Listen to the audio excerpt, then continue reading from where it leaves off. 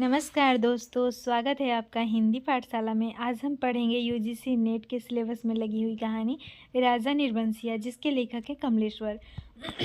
एक राजा निर्वंशिया थे। माँ कहानी सुनाया करती थी। उनके आसपास ही 4-5 बच्चे अपनी मुट्ठियों में फूल दबाए कहानी समाप्त होने पर गौरों पर चढ़ाने के लिए उत्सुक से बैठ जाते थे। आटे का सुंदर सा चौक पूरा होता। उसी चौक पर मिट्टी की 6 गौरें रखी जाती, जिनमें से ऊपर वाली के बिंदिया और सिंदूर लगता, बाकी पांचों नीचे दबी पूजा ग्रहण करती रहती। एक और दीपक की बाती स्थिर से जलती रहती और मंगल घट रखा रहता, जिस पर रोली से सथिया बनाया जाता। सभी बैठे बच्चों के मुख पर फूल चढ़ाने की उतावली की जगह कहानी सुनने की सहज स्थिरता उभर आती।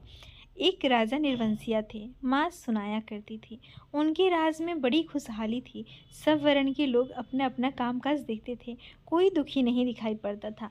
राजा की एक लक्ष्मी सी रानी थी, चंद्रमा से सुंदर और राजा को बहुत प्यारी। राजा राजकाज देखते और सुख से रानी के महल में रहते। मेरे सामने मेरे ख्यालों का राजा था, राजा जगपति। तब जगपति से मेरी दांत काटी दोस्ती थी। दोनों मिडिल स्कूल में पढ़ने जाते, दोनों एक से घर के थे, इसलिए बराबरी की निभती थी। मैं मैट्रिक पास करके एक स्कूल में नौकर हो गया और जगपति कस्बे के वकील के यहाँ मुहर्रिर।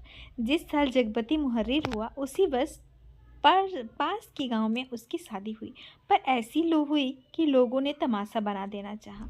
लड़की वालों का कुछ विश्वास था कि शादी के बाद लड़की की विदा ना होगी नहीं होगी, ब्याह हो जाएगा और 7वीं भांवर तब पड़ेगी जब पहली विदा की सायत होगी और तभी लड़की अपने ससुराल जाएगी। जगपति की पत्नी थोड़ी बहुत पढ़ी लिखी थी, पर घर की लीक को कौन मीटे। बारात बिना बहू के वापस आ गई और लड़के वालों ने तय कर लिया कि अब जगपति की शादी कहीं और कर दी जाएगी। चाहे कानी लूली से हो, पर वह लड़की अब घर में नहीं आएगी। लेकिन साल खत्म होते होते सब ठीक ठाक हो गया। लड़की वालों ने माफ़ी मांग ली और जगपति की पत्नी अपनी ससुराल गई। जगपति को जैसे सब कुछ मिल गया और सास ने बहू की बलाइयाँ लेकर घर की सब चाबियाँ सौंप दी, गृहस्थी का ढंग बार समझा दिया। जगपति की माँ न जाने कब से आस लगाए बैठी थी। उन्होंने आराम की सांस ली। पूजा पाठ में समय कटने लगा। दोपहरिया दूसरों के घर में आंगन में बीतने लगी, पर सांस का रोग था उन्हें। सो एक दिन उन्होंने अपनी अंतिम घड़ियां गिनते हुए चंदा को पास बुलाकर समझाया था, बेटा, जगपति बड़े लाड प्यार का पला है। जब से तुम्हारे ससुर नहीं रहे तब से इसके छोटे छोटे हट को पूरा करती रही हूँ। अब तुम ध्यान रखना। फिर रुककर उन्होंने कहा था, जगपति किसी लायक हुआ है तो रिश्तेदारों की आंखों में करकने लगा है। तुम्हारे बाप ने ब्याह के वक्त नादानी की, जो तुम्हें विदा नहीं किया। मेरे दुश्मन देवर जेठों को मौका मिल गया, तुम्हार खड़ा कर दिया कि अब विदा करवाना नाक कटवाना है। जगपति का ब्याह क्या हुआ, उन लोगों की छाती पर सांप लुट गया। सोचा घर की इज्जत रखने की आड़ लेकर रंग में भंग कर दे। अब बेटा, इस घर की लाज तुम्हारी लाज है। आज को तुम्हारे ससुर होते तो भला, कहते कहते माँ की आंखों में आंसू आ गए और वे जगपति की देखभाल उसे सौंपकर सदा के लिए मौन हो गई थी। एक अरमान उनके साथ ही चला गया कि जगपति की संतान को 4 बरस इंतजार करने के बाद भी वे गोद में न खिला पाई। और चंदा ने मन में सब्र कर लिया था, यही सोचकर कि कुल देवता का अंश तो उसे जीवन भर पूजने को मिल गया था। घर में चारों तरफ जैसे उदारता बिखरी रहती, अपनापा बरसता रहता। उसे लगता जैसे घर की अंधेरी एकांत कोठरियों में यह शांत शीतलता है जो उसे भरमा लेती है। घर की सब कुंडियों की खनक उसके कानों में बस गई थी। हर दरवाजे की चरमराहट पहचान बन गई थी। एक रोज़ राजा आखेट को गए। माँ सुनाती थी, राजा आखेट को जाते थे तो 7वें रोज़ जरूर महल में लौट आते थे। पर उस दफ़ा जब गए तो 7वां दिन निकल गया, पर राजा नहीं लौटे। रानी को बड़ी चिंता हुई। रानी एक मंत्री को साथ लेकर खोज में निकले और इसी बीच जगपति को रिश्तेदारी के एक शादी में जाना पड़ा। उसके दूर रिश्ते के भाई दयाराम की शादी थी। कहा गया था कि 10वें दिन जरूर वापस आ जाएगा। पर छठे दिन ही खबर मिली कि बारात घर लौटने पर दयाराम के घर डाका पड़ गया। किसी मुखबिर ने सारी खबरें पहुंचा दी थी कि लड़की वालों ने दयाराम का घर सोने चांदी से पाट दिया है। आखिर पुश्तैनी जमींदार की इकलौती लड़की थी। घर आए मेहमान लगभग विदा हो चुके थे। दूसरे रोज जगपति भी चलने वाला था, पर उसी रात डाका पड़ा। जवान आदमी भला खून मानता है। डाके वालों ने जब बंदूकें चलाई तो सबकी घी बंद गई, पर जगपति और दयाराम ने छाती ठोक कर लाठियां उठा ली। घर में कोहराम मच गया। फिर सन्नाटा छा गया। डाके वाले बराबर गोलियां दाग रहे थे। बाहर का दरवाज़ा टूट चुका था, पर जगपति ने हिम्मत बढ़ाते हुए हाँक लगाई। ये हवाई बंदूकें इन ठेल पिलाई लाठियों का मुकाबला नहीं कर पाएंगी जवानों। पर दरवाजे तड़ तड़ टूटते रहे और अंत में एक गोली जगपति की जांघ को पार करती हुई निकल गई। दूसरी उसकी जांघ के ऊपर कुल्हे में समाकर रह गई। चंदा रोती कलपती और मनौतियाँ मानती वो जब वहां पहुंची तो जगपति अस्पताल में था। दयाराम के थोड़ी चोट आई थी। उसे अस्पताल से छुट्टी मिल गई थी। जगपति की देखभाल के लिए वहीं अस्पताल में मरीजों के रिश्तेदारों के लिए जो कोठरियां बनी थी, उन्हीं में चंदा को रुकना पड़ा। कस्बे के अस्पताल से दयाराम का गांव 4 कोस पड़ता था। दूसरे तीसरे वहां से आदमी आते जाते रहते। जिस सामान की ज़रूरत होती पहुंचा जाते। पर धीरे धीरे उन लोगों ने भी खबर लेना छोड़ दिया। एक दिन में ठीक होने वाला घाव तो था नहीं। जांघ की हड्डी चटक गई थी और कुल्हों के में ऑपरेशन से 6 इंच गहरा घाव था। कस्बे का अस्पताल था। कंपाउंडर ही मरीजों की देखभाल रखते। बड़ा डॉक्टर तो नाम के लिए था या कस्बे के बड़े आदमियों के लिए। छोटे लोगों के लिए तो कंपाउंडर साहब ही ईश्वर के अवतार थे। मरीजों की देखभाल करने वाले, रिश्तेदारों की खाने पीने की मुश्किलों से लेकर मरीजों की नब्ज तक संभालते थे। छोटी सी इमारत में अस्पताल आबाद था। रोगियों को सिर्फ 6-7 खाटें थी। मरीजों के कमरे से लगा दवा बनाने का कमरा था।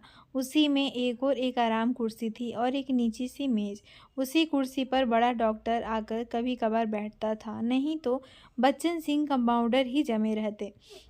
अस्पताल में या तो फौजदारी के शहीद आते या गिरा गिरा के हाथ पैर तोड़ लेने वाले एक आध लोग।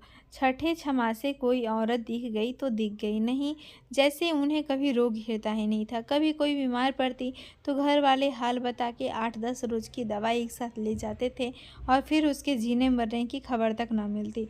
उस दिन बच्चन सिंह जगपति की घाव की पट्टी बदलने आया। उसके आने में और पट्टी खोलने में कुछ ऐसी लापरवाही थी जैसे गलत बंदी पगड़ी को ठीक से बांधने के लिए खोल रहा हो।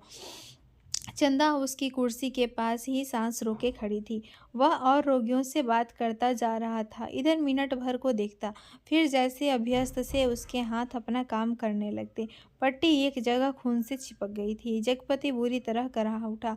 चंदा के मुख से चीख निकल गई। बच्चन सिंह ने सतर्क होकर देखा तो चंदा मुख में धोती का पल्ला खोसे अपने भयातुर आवाज़ दबाने की चेष्टा कर रही थी। जगपति एक बारगी मछली सा तड़प कर रह गया। बच्चन सिंह की उंगलियां थोड़ी सी थरथराई कि उसकी बाह पर टप से चंदा का आंसू चू पड़ा। सिंह सिहर गया और उसके हाथों की अभ्यस्त निठुराई को जैसे किसी मानवीय कोमलता ने धीरे से छू दिया। आहो कराहो, दर्द भरी चीखों और झटकते शरीर के जिस वातावरण में रहते हुए भी वह बिल्कुल अलग रहता था। फोड़ों को पके आम सा दबा देता था, खाल को आलू सा छील देता था। उसके मन में जिस दर्द का एहसास उठ गया था वह उसी आज फिर हुआ और वह बच्चे की तरह फूंक फूंक कर पट्टी को नम करके खोलने लगा। चंदा की ओर धीरे से निगाह उठाकर देखते हुए फुसफुसाया, च च रोगी की हिम्मत टूट जाती है ऐसे। पर जैसे यह कहते कहते उसका मन खुद अपनी बात से उचंट गया। यह बेपरवाही तो चीख और कराहो की एक रास्ता से उसे मिली थी, रोगी की हिम्मत बढ़ाने की कर्तव्य निष्ठा से नहीं। जब तक वह घाव की मरहम पट्टी करता रहा तब तक किन्हीं 2 आंखों की करुणा उसे घेरे रही और हाथ धोते समय वह चंदा की उन चूड़ियों से भरी कलाइयों को बेझिझक देखता रहा जो अपनी खुशी उससे मांग रही थी। चंदा पानी डालती जा रही थी और बच्चन सिंह हाथ धोते धोते उसकी कलाइयों, हथेलियों और पैरों को दिखता जा रहा था। दवा खाने की ओर जाते हुए उसने चंदा को हाथ के इशारे से बुलाकर कहा, दिल छोटा मत करना, जान का घाव तो 10 रोज में भर जाएगा, कुल्हे का घाव कुछ दिन जरूर लेगा। अच्छी से अच्छी दवाई दूंगा। दवाइयाँ तो ऐसी हैं कि मुर्दे को चंगा कर दे, पर हमारे अस्पताल में नहीं आती। फिर भी तो किसी दूसरे अस्पताल से नहीं आ सकती वो दवाइयाँ? चंदा ने पूछा। आ सकती है, पर मरीज को अपना पैसा खर्चना पड़ता है उनमें, बच्चन सिंह ने कहा। चंदा चुप रह गई तो बच्चन सिंह के मुंह से अनायास ही निकल पड़ा, किसी चीज़ की ज़रूरत हो तो मुझे बताना। रही दवाइयाँ सो कहीं न कहीं से इंतज़ाम करके ला दूंगा। महकमे से मंगाएंगे तो आते आते महीनों लग जाएंगे। शहर के डॉक्टर से मंगवा दूंगा। ताकत की दवाइयों की बड़ी ज़रूरत है उन्हें। अच्छा, देखा जाएगा। कहते कहते वह रुक गया। चंदा से कृतज्ञता भरी नज़रों से उसे देखा और उसे लगा जैसे आंधी में उड़ते पत्ते को कोई अटकाव मिल गया हो। आकर वह जगपति की खाट से लगकर बैठ गई। उसकी हथेली लेकर वह सहलाती रही, नाखूनों को अपने पोरों से दबाती रही। धीरे धीरे बाहर अंधेरा बढ़ चला। बच्चन सिंह तेल की एक लालटेन लाकर मरीजों के कमरे के एक कोने में रख गया। चंदा ने जगपति की कलाई दबाते दबाते धीरे से कहा, कंपाउंडर साहब कह रहे थे, और इतना कहकर वह जगपति का ध्यान आकृष्ट करने के लिए चुप हो गई। क्या कह रहे थे? जगपति ने अनमने स्वर में बोला, कुछ ताकत की दवाइयाँ तुम्हारे लिए ज़रूरी है, मैं जानता हूँ, पर देखो चंदा, चादर के बराबर ही पैर फैलाए जा सकते हैं। हमारी औकात इन दवाइयों की नहीं है। औकात आदमी की देखी जाती है कि पैसे की? तुम तो देखा जाएगा। कंपाउंडर साहब इंतज़ाम कर देंगे, उनसे कहूँगी मैं। नहीं चंदा, उधार खाते से मेरा इलाज नहीं होगा, चाहे 1 के 4 दिन लग जाएं। इसमें तो तुम नहीं जानती, कर्ज कोढ़ का रोग होता है। एक बार लगने से तन को तो गलता ही है, मन भी रोगी हो जाता है। लेकिन कहते कहते वह रुक गई। जगपति अपनी बात की टेक रखने के लिए दूसरी ओर मुंह घुमाकर लेटा रहा। और तीसरे रोज जगपति के सिरहाने कई ताकत की दवाइयाँ रखी थी, और चंदा के ठहरने वाली कोठरी में उसके लेटने के लिए एक खाट भी पहुंच गई थी। चंदा जब आई तो जगपति के चेहरे पर मानसिक पीड़ा की असंख्य रेखाएं उभरी थी, जैसे वह अपनी बीमारी से लड़ने के अलावा स्वयं अपनी आत्मा से भी लड़ रहा हो, चंदा की नादानी और स्नेह से भी उलझ रहा हो, और सबसे ऊपर सहायता करने वालों लेकी दया से जूझ रहा हो। चंदा ने देखा तो यह सब सह न पाई। उसके जी में आया कि कह दे, क्या आज तक तुमने कभी किसी से उधार पैसे नहीं लिए? पर वह तो खुद तुमने लिए थे, और तुम्हें मेरे सामने स्वीकार नहीं करना पड़ा था, इसलिए लेते झिझक नहीं लगी। पर आज मेरे सामने उसे स्वीकार करते। तुम्हारा झूठा पौरुष तिलमिलाकर जाग पड़ा है। पर जगपति के मुख पर बिखरी हुई पीड़ा में जिस आदर्श की गहराई थी, वह चंदा के मन में चोर की तरह घुस गई, और बड़ी स्वाभाविकता से उसने माथे पर हाथ फेरते हुए कहा, ये दवाइयाँ किसी की मेहरबानी नहीं है। मैंने हाथ का कड़ा बेचने को दे दिया था, उसी में आई है, मुझसे पूछा तक नहीं। और जगपति ने कहा, और जैसे खुद मन की कमजोरी को दबा गया। कड़ा बेचने से तो अच्छा था कि बच्चन सिंह की दया ही ओढ़ ली जाती, और उसे हल्का सा पछतावा भी था कि नाहक वह रॉ में बड़ी बड़ी बातें कह जाता है, ज्ञानियों की तरह सीखते देता है। और जब चंदा अंधेरा होते उठकर अपने कोठरी में सोने के लिए जाने को हुई, तो कहते कहते यह बात दबा गई कि बच्चन सिंह ने उसके लिए एक खाट का इंतजाम भी कर दिया है। कमरे से निकली तो सीधी कोठरी में गई, और हाथ का कड़ा लेकर सीधे दवा खाने की ओर चली गई, जहाँ बच्चन सिंह अकेला डॉक्टर की कुर्सी पर आराम से टांगे फैलाए लैंप की पीली रोशनी में लेटा था। जगपति का व्यवहार चंदा को लग गया था, और यह भी कि वह क्यों बच्चन सिंह का एहसान अभी से लाद ले। पति के लिए जेवर की कितनी औकात है। वह बेधड़क से दवाखाने में घुस गई। दिन की पहचान के कारण उसे कमरे की मेज, कुर्सी और दवाओं की अलमारी की स्थिति का अनुमान था। वैसे कमरा अंधेरा ही पड़ा था, क्योंकि लैंप की रोशनी केवल अपने वृत्त में अधिक प्रकाशवान होकर कोनों के अंधेरे को और भी घनीभूत कर रही थी। बच्चन सिंह ने चंदा को घुसते ही पहचान लिया। वह उठकर खड़ा हो गया। चंदा ने भीतर कदम तो रख दिया, पर सहसा सहम गई, जैसे वह किसी अंधेरे कुएं में अपने आप कूद पड़ी हो। ऐसा कुआं जो निरंतर पतला होता गया है, और जिसमें पानी की गहराई पाताल की परतों तक चली गई हो, जिसमें पड़कर वह नीचे धंसती चली जा रही हो। नीचे अंधेरा, एकांत, घुटन, पाप। बच्चन सिंह अवाक तकता रह गया और चंदा ऐसे वापस लौट पड़ी जैसे किसी काले पिशाच की पंजों से मुक्ति मिली हो। बच्चन सिंह के सामने क्षण भर में सारी परिस्थिति कौंध गई और उसने वहीं से बहुत संयत आवाज में जबान को दबाते हुए जैसे वायु में स्पष्ट ध्वनित कर दिया, चंदा। वह आवाज़ इतनी बेआवाज़ थी और निरर्थक होते हुए भी इतनी सार्थक थी, उस खामोशी में अर्थ भर गया। चंदा रुक गई। बच्चन सिंह उसके पास जाकर रुक गया।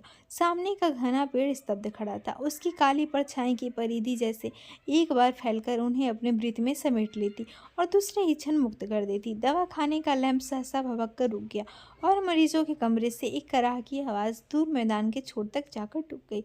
चंदा ने वैसे ही नीचे ताकते हुए अपने को संयत करते हुए कहा, यह कड़ा तुम्हें देने आई थी तो वापस क्यों चली जा रही थी? चंदा चुप और 2 क्षण रुककर उसने अपने हाथ का सोने का कड़ा धीरे से उसकी ओर बढ़ा दिया, जैसे देने का साहस न होते हुए भी यह काम आवश्यक था। बच्चन सिंह ने उसकी सारी काया को एक बार देखते हुए अपनी आंखें उसके सिर पर जमा दी। उसके ऊपर पड़े कपड़े के पार नरम चिकनाई से भरे लंबे लंबे बाल थे, जिनकी भाप सी महक फैलती जा रही थी।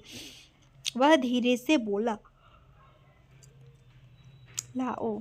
चंदा ने कड़ा उसकी ओर बढ़ा दिया। कड़ा हाथ में लेकर वह बोला, सुनो। चंदा ने प्रश्न भरी नजरें उसकी ओर उठा दी। उनमें झांकते हुए अपने हाथ से उसकी कलाई पकड़ते हुए उसने वह कड़ा उसकी कलाई में पहना दिया। चंदा चुपचाप कोठरी की ओर चल दी और बच्चन सिंह दवा खाने की ओर। कालिक बुरी तरह बढ़ गई थी और सामने खड़े पेड़ की काली परछाई गहरी पड़ गई थी। दोनों लौट गए थे, पर जैसे उस कालिक में कुछ रह गया था, छूट गया था। दवा खाने का लैंप जो जलते जलते एक बार भभका था, उसमें तेल न जाने के कारण बत्ती की लौ बीच से फट गई थी। उसके ऊपर धुएं की लकीरें बल खाती सांप की तरह अंधेरे में विलीन हो जाती थी। सुबह जब चंदा जगपति के पास पहुंची और बिस्तर ठीक करने लगी तो जगपति को लगा कि चंदा बहुत उदास थी। क्षण क्षण में चंदा के मुख पर अनगिनत भाव आ जा रहे थे, जिसमिन में असमंजस था, पीड़ा थी और निरीहता थी। कोई अदृश्य पाप कर चुकने के बाद हृदय की गहराई से किए गए पश्चाताप जैसे धूमिल चमक। रानी मंत्री के साथ जब निराश होकर लौटी तो देखा राजा महल में उपस्थित थे। उनकी खुशी का ठिकाना न रहा। माँ सुनाया करती थी, पर राजा को रानी का इस तरह मंत्री के साथ जाना अच्छा नहीं लगा। रानी ने राजा को समझाया कि वह तो केवल राजा के प्रति अटूट प्रेम के कारण अपने को न रोक सकी। राजा रानी एक दूसरे को बहुत चाहते थे। दोनों के दिलों में एक बात सुलसी गढ़ती रहती कि उनके कोई संतान न थी। राजवंश का दीपक बुझने जा रहा था। संतान के अभाव में उनका लोक परलोक बिगड़ा जा रहा था और कुल की मर्यादा नष्ट होने की शंका बढ़ती जा रही थी। दूसरे दिन बच्चन सिंह ने मरीजों की मरहम पट्टी करते वक्त बताया था कि उसका तबादला मैनपुरी के सदर अस्पताल में हो गया है और वह परसों यहाँ से चला जाएगा। जगपति ने सुना तो उसे भला ही लगा। आए दिन रोग घेरे रहते हैं। बच्चन सिंह उसके शहर के अस्पताल में पहुँचा जा रहा है तो कुछ मदद मिलती ही रहेगी। आखिर वह ठीक तो होगा ही और फिर मैनपुरी के सिवा कहाँ जाएगा। पर दूसरे ही क्षण उसका दिल अकथ भारीपन से भर गया। पता नहीं क्यों चंदा के अस्तित्व का ध्यान आते ही उसे इस सूचना में कुछ ऐसे नुकीले कांटे दिखाई देने लगे जो उसके शरीर में किसी भी समय चुभ सकते थे, जरा सा बेखबर होने पर भी बिंध सकते थे। और तब उसके सामने आदमी के अधिकार की लक्ष्मण रेखाएं धुएं की लकीर की तरह कांपकर मिटने लगी और मन में छुपे संदेह के राक्षस बाना बदल योगी के रूप में घूमने लगे। और 15-20 रोज बाद जब जगपति की हालत सुधर गई तो चंदा उसे लेकर लौट घर आई। जगपति चलने फिरने लायक हो गया था। घर का ताला जब खोला तब रात झुकाई थी और फिर उनकी गली में तो शाम से ही अंधेरा झरना शुरू हो जाता था।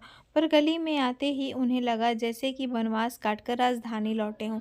नुक्कड़ पर ही जमुना सुनार की कोठरी में सुरही फीक रही थी, जिसके दराजदार दरवाजों से लालटेन की रोशनी की लकीर झांक रही थी और कच्ची तंबाकू का धुआं रूंधी गली के मुहाने पर बुरी तरह भर गया था। सामने ही मुंशी जी अपनी जिंगला खटिया के गड्ढे में कुप्पी के मध्यम प्रकाश में खसरा खतौनी बिछाए मिजान लगाने में मशगूल थे।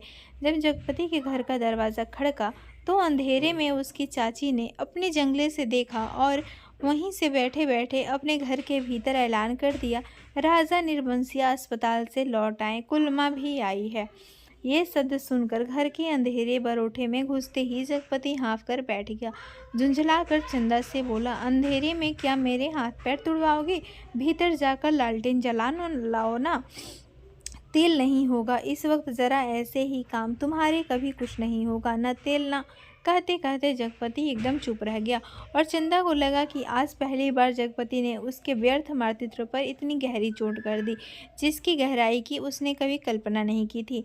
दोनों खामोश बिना एक बात किए अंदर चले गए। रात के बढ़ते सन्नाटे में दोनों के सामने दो बातें थीं। जगपति के कानों में जैसे कोई व्यंग्य से कह रहा था, राजा निर्बंसिया अस्पताल से आ गए, और चंदा के दिल में यह बात चुभ रही थी, तुम्हारे कभी कुछ नहीं होगा। और सिसकती चंदा न जाने कब सो गई, पर जगपति की आंखों में नींद न आई। खाट पर पड़े पड़े उसके चारों ओर एक मोहक भयावना सा जाल फैल गया। लेटे लेटे उसे लगा जैसे उसका स्वयं का आकार बहुत क्षीण होता होता बिंदु सा रह गया है। बिंदु के हाथ थे और पैर थे और दिल की धड़कन भी। कोठरी का घुटा घुटा सा अंधियारा, मटमैली दीवारें और गहन गुफाओं सी अलमारियां, जिनमें से बार बार झांक कर देखता था और वह सिहरे उठता था, फिर जैसे सब कुछ तब्दील हो गया हो। उसे लगा कि उसका आकार बढ़ता जा रहा है। वह मनुष्य हुआ, लंबा तगड़ा तंदुरुस्त पुरुष हुआ। उसकी सिराओं में कुछ फूट पड़ने के लिए व्याकुलता से खौल उठा। उसके हाथ शरीर के अनुपात से बहुत बड़े, डरावने और भयानक हो गए। उनके लंबे लंबे नाखून निकल आए। वह राक्षस हुआ, दैत्य हुआ, आदिम बर्बर, और बड़ी तेजी से सारा कमरा एक बार की चक्कर काट गया। फिर सब धीरे धीरे स्थिर होने लगा और उसकी सांसें ठीक होती जान पड़ी। फिर जैसे बहुत कोशिश करने पर खिड़की बंद जाने के बाद उसकी आवाज़ फूटी, चंदा। चंदा की नरम सांसों की हल्की सरसराहट कमरे में जान डालने लगी। जगपति अपनी पार्टी का सहारा लेकर झुका। कांपते पैर उसने जमीन पर रखे और चंदा की खाट के पाए से सिर टिकाकर बैठ गया। उसे लगा जैसे चंदा की इन सांसों की आवाज़ में जीवन का संगीत गूंज रहा है। वह उठा और चंदा के मुख पर झुक गया। उस अंधेरे में आंखें गड़ाए गड़ाए जैसे बहुत देर बाद स्वयं चंदा के मुख पर आभा फूटकर अपने आप बिखरने लगी। उसके नक्श उज्ज्वल हो उठे और जगपति की आंखों को ज्योति मिल गई। वह मुग्धसा ताकता रहा। चंदा के बिखरे बाल, जिनमें हाल के जन्मे बच्चे के गभुआरे बालों की सी महक, दूध की कच्चा इंद, शरीर के रस की सी मिठास और स्नेह की चिकनाहट, और वह माथा जिस पर बालों के पास तमाम छोटे छोटे नरम से रोए रेशम से, और उस पर कभी लगाई सिंदूर के बिंदी का हल्का मीठा हुआ सा आवास, नन्हे नन्हे निर्द्वंद सोए पलक, और उनकी मासूम सी कांटों की तरह बरौनियाँ, और सांस में घुलकर आती हुई वह आत्मा की निष्कपट आवाज़ की लय, फूल की पंखुड़ी से पतले पतले ओठ, उन पर पड़ी अछूती रेखाएं जिनमें सिर्फ दूध की महक। उसकी आंखों के सामने ममता सी छा गई, केवल ममता, और उसके मुख से अस्फुट शब्द निकल गया, बच्ची। डरते डरते उसके बालों की एक लट को बड़े जतन से उसने हथेली पर रखा और उंगली से उस पर जैसे लकीर खींचने लगा। उसे लगा जैसे कोई शिशु उसके अंक में आने के लिए छटपटाकर निराश होकर सो गया हो। उसने दोनों हथेलियों को पसारकर उसके सिर को अपनी सीमा में भर लेना चाहा कि कोई कठोर चीज़ उसकी उंगलियों से टकराई। वह जैसे होश में आया। बड़े सहारे से उसने चंदा के सिर के नीचे टटोला। एक रुमाल में बंधा कुछ उसके हाथ में गया। अपने को संयत करता वह वहीं जमीन पर बैठ गया। उसी अंधेरे में उस रुमाल को खोला तो जैसे सांप सूंघ गया। चंदा के हाथों में दोनं सूंघने के कड़े उसमें लिपटे थे, और तब उसके सामने सब सृष्टि धीरे धीरे टुकड़े टुकड़े होकर बिखरने लगी।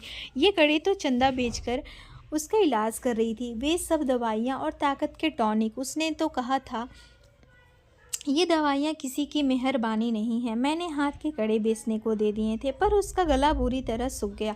जबान जैसे तालू से चिपक कर रह गई। उसने चाहा कि चंदा को झकझोर कर उठाए, पर शरीर की शक्ति बहसी गई थी। रक्त पानी हो गया था। थोड़ा संयत हुआ उसने वे कड़े उसी रुमाल में लपेटकर उसकी खाट के कोने पर रख दिए और बड़ी मुश्किल से अपनी खाट की पाटी पकड़कर लुढ़क गया। चंदा झूठ बोली, पर क्यों? कड़े आज तक छुपाए रही। उसने इतना बड़ा दुराव क्यों किया? आखिर क्यों? किस लिए? और जगपति का दिल भारी हो गया। उसे फिर लगा कि उसका शरीर सिमटता जा रहा है और वह एक सिंह का बना ढांचा रह गया, नितांत हल्का, तिनके सा, हवा में उड़कर भटकने वाले तिनके सा। उस रात के बाद रोज जगपति सोचता रहा कि चंदे से कड़े मांगकर बेच लें और कोई छोटा मोटा कारोबार ही शुरू कर दें, क्योंकि नौकरी छूट चुकी थी। इतने दिन की गैर हाजिरी के बाद वकील साहब ने दूसरा मुहर्रिर रख लिया था। वह रोज यही सोचता, पर जब चंदा सामने आती तो ना जाने कैसी असहाय से उसकी अवस्था हो जाती। उसे लगता जैसे कड़े मांगकर वह चंदा से पत्नीत्व का पद भी छीन लेगा। मातृत्व तो भगवान ने छीन ही लिया। वह सोचता, आखिर चंदा क्या रह जाएगी। एक स्त्री से यदि पत्नीत्व और मातृत्व छीन लिया गया तो उसके जीवन की सार्थकता ही क्या। चंदा के साथ वह यह अन्याय कैसे करे, उससे दूसरी आंख की रोशनी कैसे मांग ले। फिर तो वह नितांत नंदी हो जाएगी और उन कड़ों को मांगने के पीछे जिस इतिहास की आत्मा नंगी हो जाएगी, कैसे वह उस लज्जा को स्वयं ही उधार कर ढांपेगा। और वह उन्हीं ख्यालों में डूबा सुबह से शाम तक इधर उधर की काम की टोह में घूमता रहता। किसी से उधार ले ले, पर किस संपत्ति पर, क्या है उसके पास जिसके आधार पर कोई उसे कुछ देगा। और मोहल्ले के लोग जो एक एक पाई पर जान देते हैं, कोई चीज़ खरीदते वक्त भाव में एक पैसा कम मिलने पर मीलों पैदल जाकर एक पैसा बचाते हैं। एक एक पैसे की मसाले की पुड़िया बंधवा कर 11 मरतबा पैसों का हिसाब जोड़कर एक आध पैसा उधार कर मिन्नतें करते सौदा घर लाते हैं। गली में कोई खोंचे वाला फंस गया तो 2 पैसे की चीज़ को लड़ झगड़ कर 4 दाने ज़्यादा पाने की नीयत से 2 जगह बंधवाते हैं। भाव के जरा से फर्क पर घंटों बहस करते हैं। शाम को सड़ी गली तरकारियों पर किफ़ायत के कारण लाते हैं। ऐसे लोगों से किस मुंह से मांगकर वह उनकी गरीबी के एहसास पर ठोकर लगाए। पर उस दिन शाम को जब घर पहुंचा तो बरोठे में एक साइकिल रखी नजर आई। दिमाग बहुत जोर डालने के बाद भी वह आगंतुक की कल्पना न कर पाया। भीतर वाले दरवाजे पर जब पहुंचा तो सहसा हंसी की आवाज़ सुनकर ठिठक गया। उस हंसी में एक अजीब सा उन्माद था। और उसके बाद चंदा का स्वर, अब आते ही होंगे, बैठिए ना 2 मिनट और अपनी आँख से देख लीजिए और उन्हें समझाते जाइए कि अभी तंदुरुस्ती इस लायक नहीं जो दिन भर घूमना बर्दाश्त कर सके। हाँ भाई, कमज़ोरी इतनी जल्दी नहीं मिट सकती, ख्याल नहीं करेंगे तो नुकसान उठाएंगे। कोई पुरुष स्वर था यह। जगपति असमंजस में पड़ गया। वह एकदम भीतर घुस जाए, इसमें क्या हर्ज है। पर जब उसने पैर उठाए तो वे बाहर जा रहे थे। बाहर बरोठे में साइकिल को पकड़ते ही उसे सूझ आई।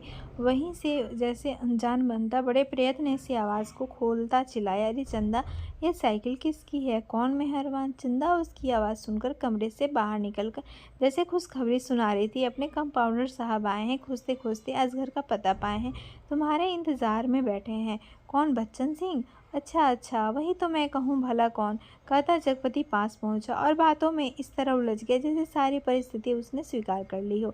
बच्चन सिंह जब फिर आने की बात कहकर चला गया तो चंदा ने बहुत अपनेपन से जगपति के सामने बात शुरू की। जाने कैसे कैसे आदमी होते हैं, क्यों, क्या हुआ, कैसे होते हैं आदमी, जगपति ने पूछा।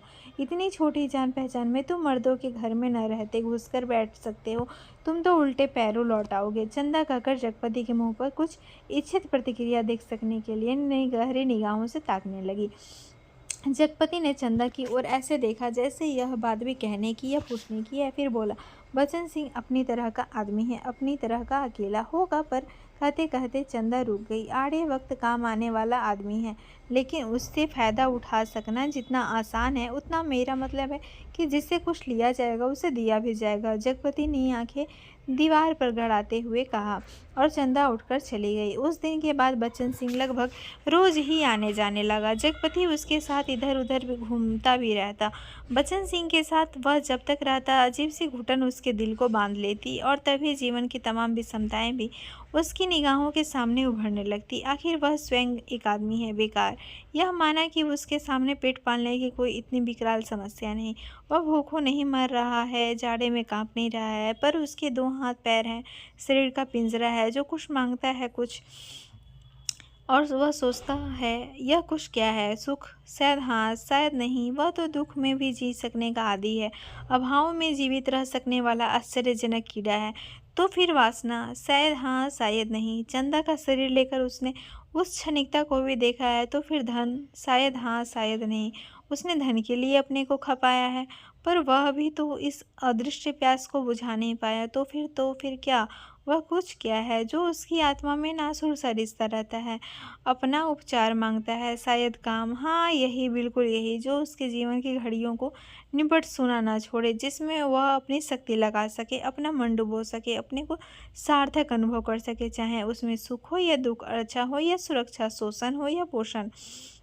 उसे सिर्फ काम चाहिए, करने के लिए कुछ चाहिए, यही तो उसकी प्रकृत आवश्यकता है, पहली और आखिरी मांग है, क्योंकि वह उस घर में नहीं पैदा हुआ जहाँ सिर्फ जबान हिलाकर शासन करने वाले होते हैं। वह उस घर में भी पैदा नहीं हुआ जहाँ सिर्फ मांग कर जीने वाले होते हैं। वह उस घर का है जो सिर्फ काम करना जानता है, काम ही जिसकी आस है, सिर्फ वह काम चाहता है, काम। और एक दिन उसकी काम धाम की समस्या भी हल हो गई।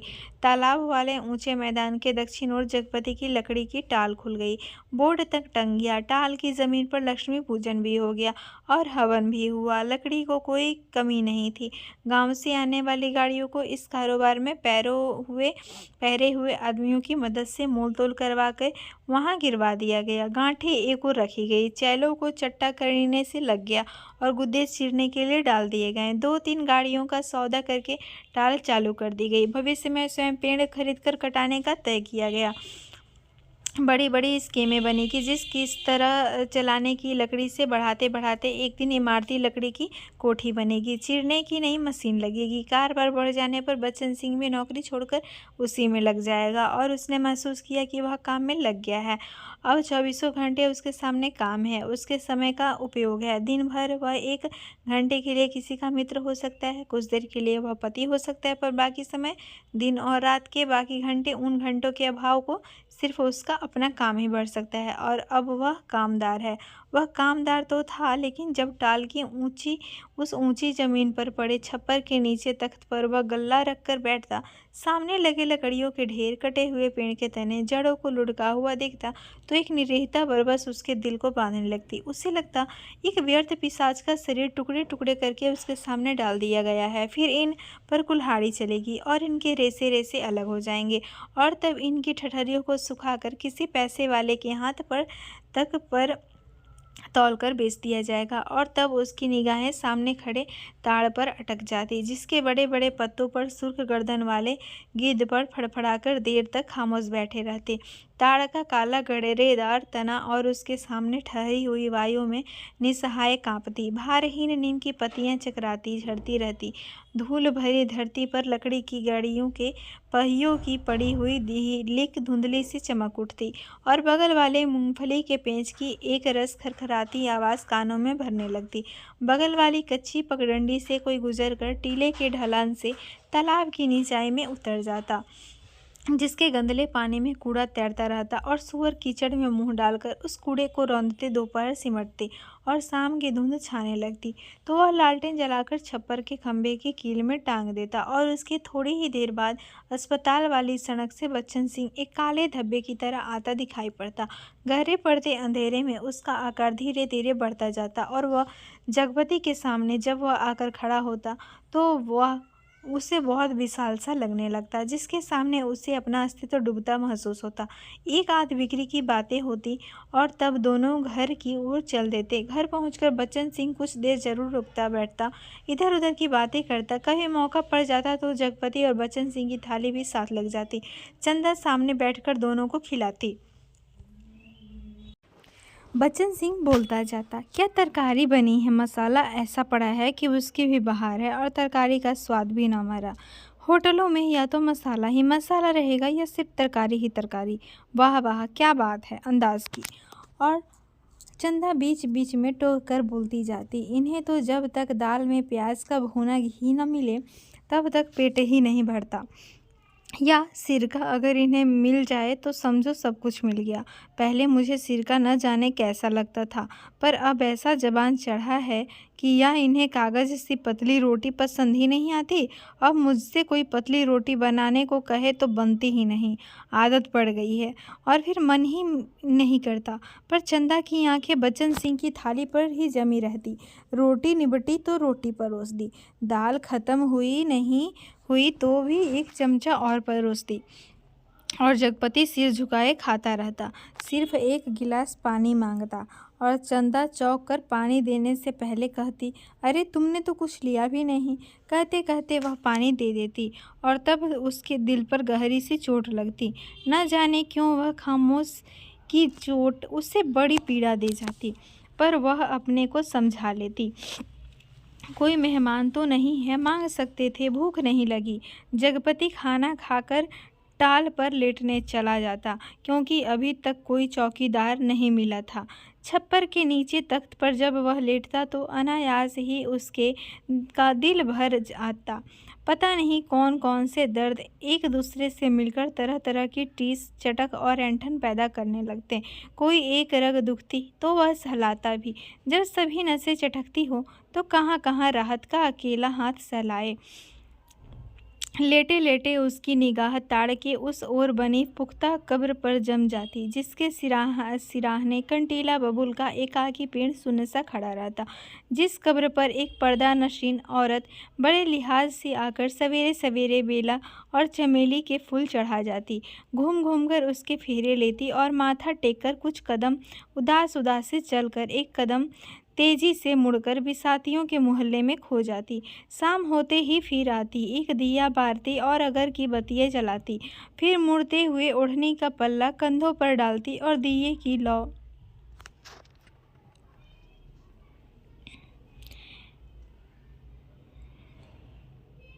एक दिया बारती और अगर की बत्तियाँ जलाती, फिर मुड़ते हुए ओढ़नी का पल्ला कंधों पर डालती तो दिए की लौ कांपती, कभी कांप कर बुझ जाती, पर उसके कदम बढ़ चुके होते, पहले धीमे थके उदास से और फिर तेज सधे समाने से, और वह फिर उसी मोहल्ले में खो जाती।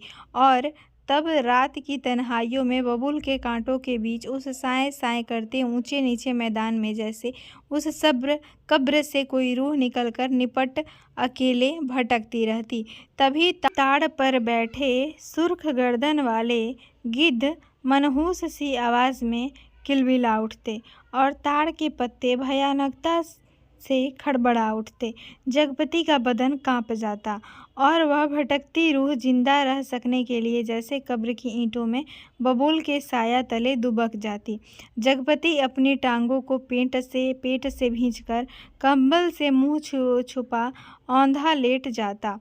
तड़के ही ठेके पर लगे लकड़हारे लकड़ी चीरने आ जाते। तब जगपति कंबल लपेट घर की ओर चला जाता। राजा रोज सवेरे टहलने जाते थे, माँ सुनाया करती थी। एक दिन जैसे ही महल के बाहर निकलकर आए कि सड़क पर झाड़ू लगाने वाली मेहतरनी उन्हें देखते ही अपना झाड़ू पंजा पटक कर माथा पीटने लगी और कहने लगी, हाय राम, आज राजा निर्बंसिया का मुंह देखा है। न जाने रोटी भी नसीब होगी कि नहीं, न जाने कौन सी विपत्ति टूट पड़े। और राजा को इतना दुख हुआ कि उल्टे पैरों महल को लौट गए। मंत्री को हुक्म दिया कि उस मेहतरनी का घर नाज से भर दे और सब राजसी वस्त्र उतार राजा उसी क्षण जंगल की ओर चले गए।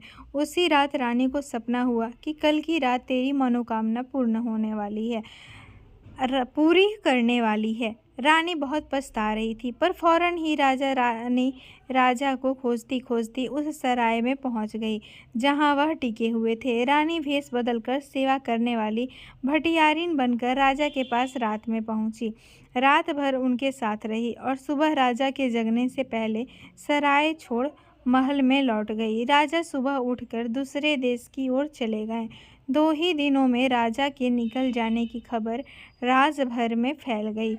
राजा निकल गए, चारों तरफ यही खबर थी।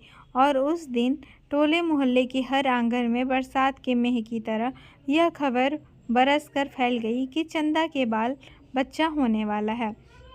नुक्कड़ पर जमुना सुनार की कोठरी में फीकती सुरही रुक गई। मुंशी जी ने अपना मिजान लगाना छोड़ विस्फारित नेत्रों से ताककर खबर सुनी। बंसी किराने वाले ने कुएं में से आधी गई रस्सी खींच डोल मन पर पटक कर सुना। सुदर्शन दर्जी ने मशीन के पहिए को हथेली से रगड़कर सुना। हंसराज पंजाबी ने अपनी नील लगी मलगुजी कमीज की आस्तीनें चढ़ाते हुए सुना। और जगपति की विधवा चाची ने औरतों के जमघट में बड़े विश्वास परभेद भरे स्वर में सुनाया। आज 6 साल हो गए शादी को, न बाल न बच्चा, न जाने किसका पाप है उसके पेट में और किसका होगा सिवाय उस मुस्टंडे कंपोटर के। न जाने कहाँ से कुलच्छनी इस मोहल्ले में आ गई। इस गली की तो पुश्तों से ऐसी मरजात रही है कि गैर मर्द औरत की परछाई तब नहीं देख पाए। यहाँ के मर्द तो बस अपने घर की औरतों को जानते हैं, उन्हें तो पड़ोसी के घर की जनानियों की गिनती तक नहीं मालूम। यह कहते कहते उनका चेहरा तमतमा आया और सब औरतें देवलोक की देवियाँ की तरह गंभीर बनीं और अपनी पवित्रता की महानता के बोझ से दबी धीरे धीरे खिसक गईं। सुबह यह खबर फैलने से पहले जगपति टाल पर चला गया था, पर सुनी उसने भी आज ही थी। दिन भर वह तख्त पर कोने की ओर मुंह किए पड़ा रहा, न ठेके की लकड़ियाँ चिराई, न बिक्री की ओर ध्यान दिया, न दोपहर का खाना खाने ही घर गया। जब रात अच्छी तरह फैल गई, वह हिंसक पशु की भांति उठा। उसने अपनी अंगुलियां चटकाई, मुट्ठी बांधकर बाह का जोर देखा तो नसें तनी और बाह में कठोर कंपन सा हुआ। उसने 3-4 पूरी सांसें खींची और मजबूत कदमों से घर की ओर चल पड़ा।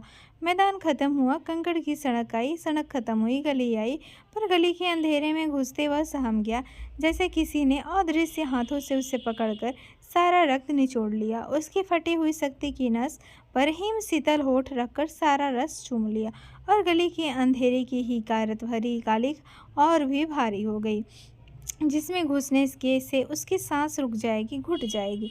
वह पीछे मुड़ा पर रुक गया। फिर कुछ संयत होकर वह चोरों की तरह निःशब्द कदमों से किसी तरह घर की भीतरी देहरी तक पहुंच गया। दाईं ओर की रसोई वाली दहलीज में कुप्पी टिमटिमा रही थी और चंदा अस्त व्यस्त सी दीवार से सिर टेके शायद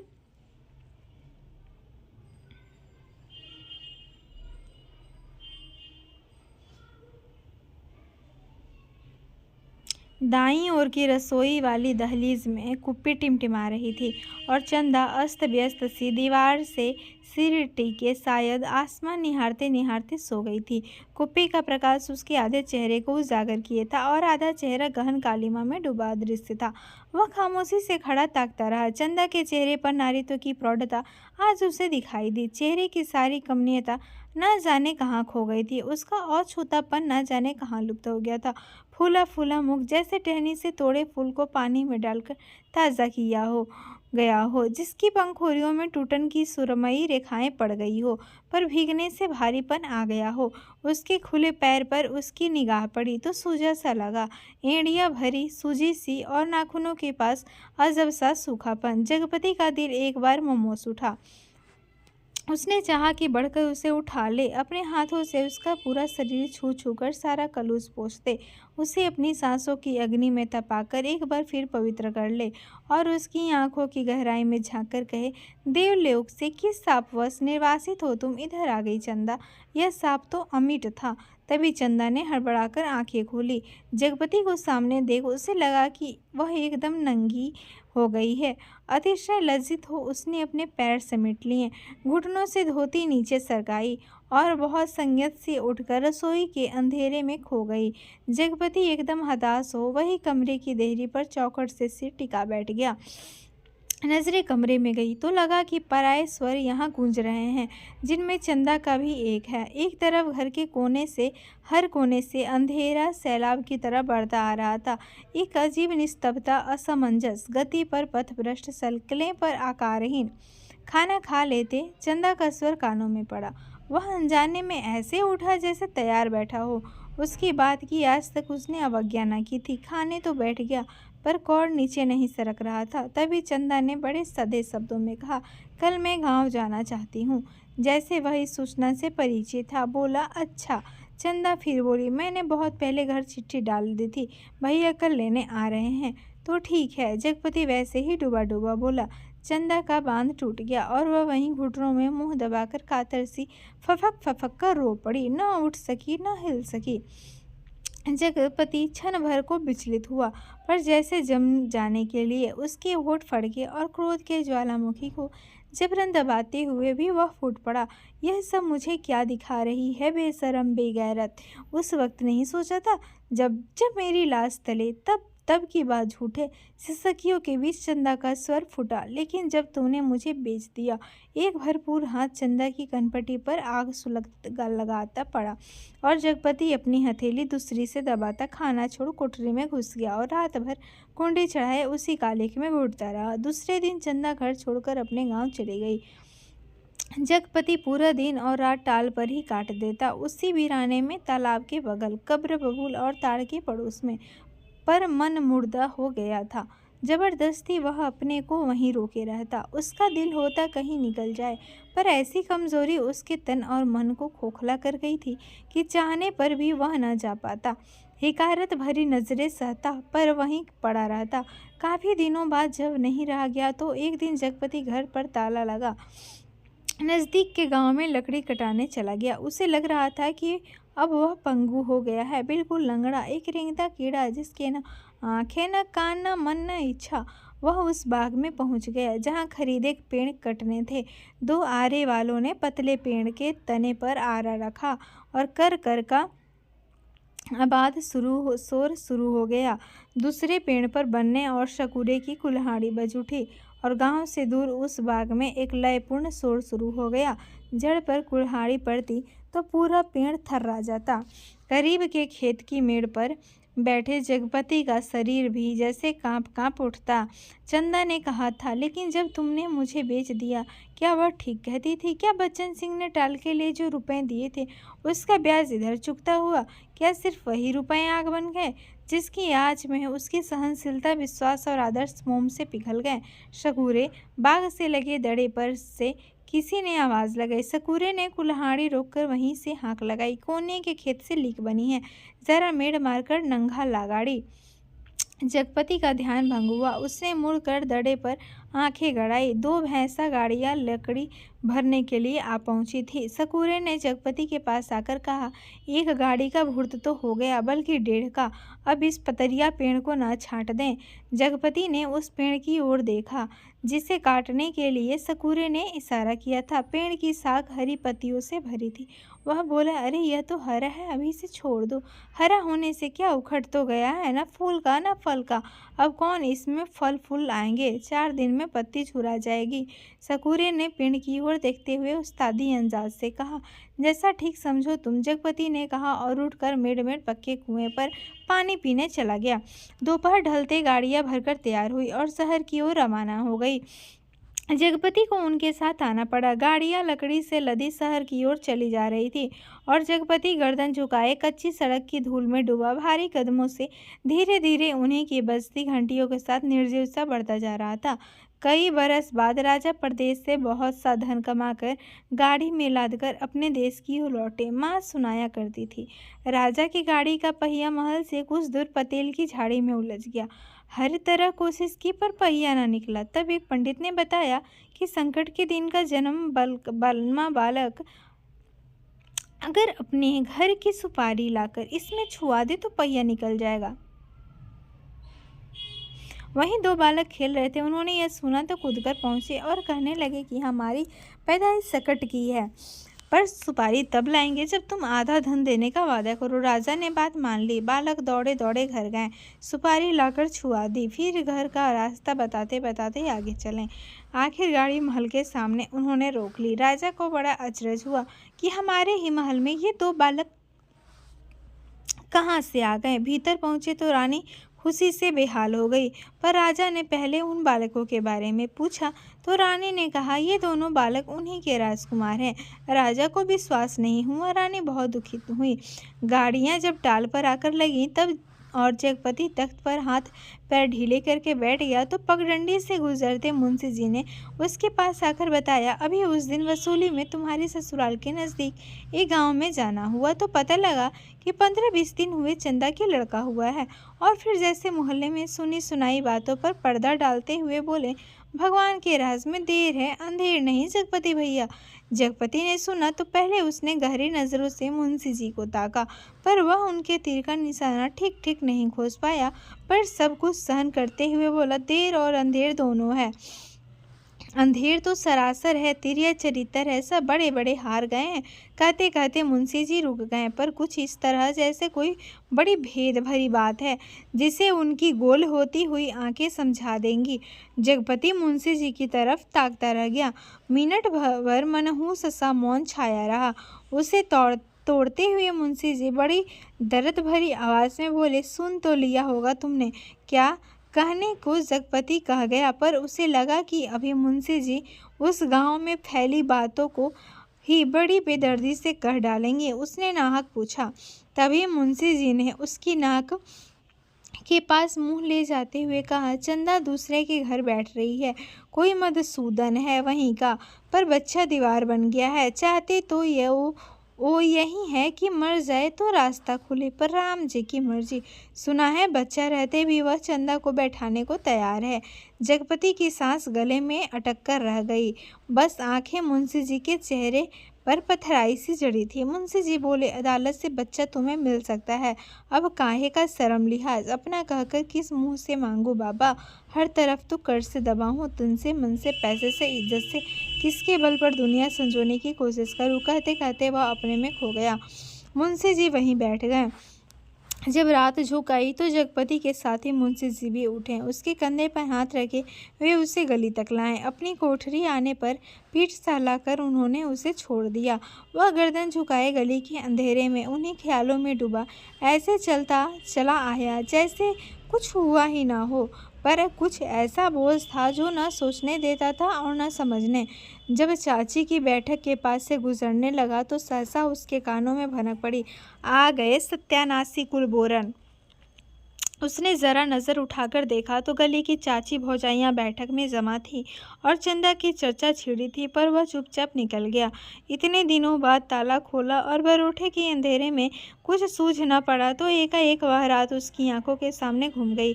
जब वह अस्पताल से चंदा के साथ लौटा था, बेवा चाची का वह जहर बुझती, आ गए राजा निर्वंशिया अस्पताल से और आज सत्यानाशी कुलबोरन, और स्वयं उसका वह वाक्य जो चंदा को छेद गया था, तुम्हारे कभी कुछ न होगा। और उस रात की शिशु चंदा का लड़का हुआ है।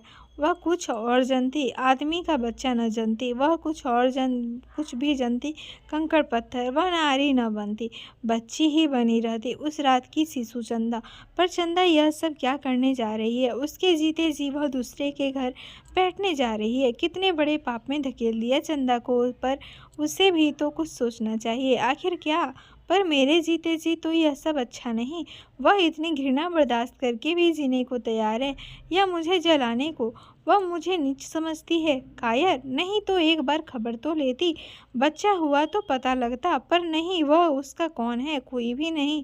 औलाद ही तो वह स्नेह की धुरी है जो आदमी औरत के पहियों को साधकर तन के दलदल से पार ले जाती है। नहीं तो हर औरत वेश्या है और हर आदमी वासना का कीड़ा। तो क्या चंदा औरत नहीं रही? वह ज़रूर औरत थी, पर स्वयं मैंने उसे नरक में डाल दिया। वह बच्चा मेरा कोई नहीं, पर चंदा तो मेरी है। एक बाहर उसे ले आता, फिर यहाँ रात के मोहक अंधेरे में उसके फूल से अधरों को देखता, निर्द्वंद सोई पलकों को निहारता, सांसों की दूध सी अछूती महक को समेट लेता। आज का अंधेरा, घर में तेल भी नहीं जो दिया जला ले। और फिर किसके लिए? कौन जलाए? चंदा के लिए। पर उसे तो बेच दिया था। सिवा चंदा के कौन सी संपत्ति उसके पास थे जिसके आधार पर कोई कर्ज देता? कर्ज न मिलता तो यह सब कैसे चलता? काम पेड़ कहाँ से कटते? और तब सकूरे के वे शब्द उसके कानों में गूंज गए, हरा होने से क्या उखड़ तो गया है? वह स्वयं भी तो एक उखड़ा हुआ पेड़ है, न फल का न फूल का, सब व्यर्थ ही तो है। जो कुछ सोचा उस पर कभी विश्वास न कर पाया। चंदा को चाहता रहा, पर उसके दिल में चाहत न जगा पाया। उसे कहीं से एक पैसा मांगने पर डांटता रहा, पर खुद लेता रहा। और आज वह दूसरे के घर बैठ रही है, उसे छोड़कर वह अकेला है। हर तरफ बोझ है जिसमें उसकी नस नस कुचली जा रही है, रग रग फट गई है, और वह किसी तरह टटोल टटोल कर भीतर घर में पहुंचा। रानी अपनी कुल देवता के मंदिर में पहुंची। माँ सुनाया करती थी। अपने सतीत्व को सिद्ध करने के लिए उन्होंने घोर तपस्या की। राजा देखते रहे, कुल देवता प्रसन्न हुए और उन्होंने अपनी दैवी शक्ति से दोनों बालकों को तत्काल जन्मे शिशुओं में बदल दिया। रानी की छातियों में दूध भर आया और उनमें से धार फूट पड़ी जो शिशुओं के मुंह में गिरने लगी। राजा को रानी के सतीत्व का सबूत मिल गया। उन्होंने रानी के चरण पकड़ लिए और कहा कि तुम देवी हो, ये मेरे पुत्र हैं। और उस दिन से राजा ने फिर से राज का संभाल लिया। पर उसी रात जगपति अपना सारा कारोबार त्याग अफीम और तेल पीकर मर गया, क्योंकि चंदा के पास कोई दैवी शक्ति नहीं थी और जगपति राजा नहीं, बच्चन सिंह कंपाउंडर का कर्जदार था। राजा ने 2 बातें की, माँ सुनाया करती थी। एक तो रानी के नाम से उन्होंने बहुत बड़ा मंदिर बनवाया और दूसरे राज के नए सिक्कों पर बड़े राजकुमार का नाम खुदवाकर चालू किया, जिससे राज भर में अपने उत्तराधिकार की खबर हो जाए। जगपति ने मरते वक्त 2 पर्चे छोड़े, एक चंदा के नाम, दूसरा कानून के नाम। चंदा को उसने लिखा था, चंदा, मेरी अंतिम चाह यही है कि तुम बच्चे को लेकर चली आना। अभी 1-2 दिन मेरी लाश की दुर्गति होगी, तब तक तुम आ सकोगी। चंदा आदमी को पाप नहीं पश्चाताप मारता है। मैं बहुत पहले मर चुका था, बच्चे को लेकर जरूर चली आना। कानून को उसने लिखा था, किसी ने मुझे मारा नहीं, किसी आदमी ने नहीं। मैं जानता हूँ कि मेरे जहर की पहचान करने के लिए मेरा सीना चीरा जाएगा। उसमें जहर है। मैंने अफीम नहीं, रुपये खाए हैं। उन रुपयों में कर्ज का जहर था। उसी ने मुझे मारा है। मेरी लाश तब तक न जलाई जाए जब तक चंदा बच्चे को लेकर न आ जाए। आग बच्चे से दिलवाई जाए, बस। माँ जब कहानी समाप्त करती थी तो आसपास बैठे बच्चे फूल चढ़ाते थे। मेरी कहानी भी ख़त्म हो गई। पर अगर ये कहानी पसंद आए तो चैनल को लाइक, शेयर और सब्सक्राइब ज़रूर करें। धन्यवाद।